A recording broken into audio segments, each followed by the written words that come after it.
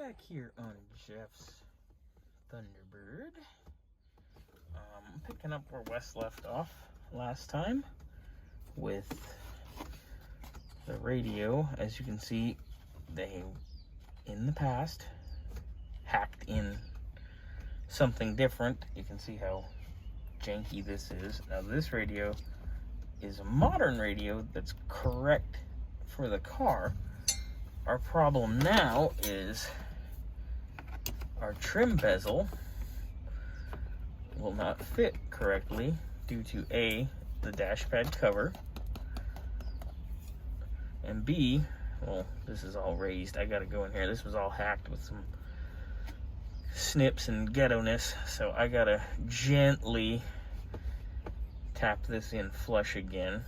But I was getting our depth for the radio because Geoff and Kent are going to trim this piece themselves to fit, which I have full faith in them.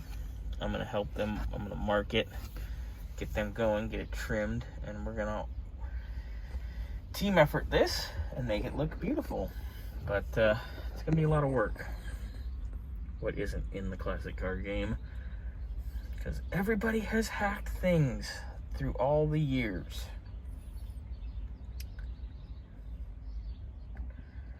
Oh, God. Hack work everywhere. Every time I turn around on something. And this is why every project almost is a long-term project. It's absolutely horrifying what people do to old cars. These are your original 2 mount holes for the radio. Ugh.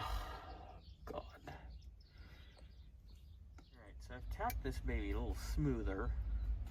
It's a little rubber mallet with a small punch, just to kind of get it as flush as I can. I know I'm never going to be able to get it perfect because it's so incredibly jacked, unfortunately. But I got it a little better, so I'm going to put our radio back in there to mock it, and we will go from there.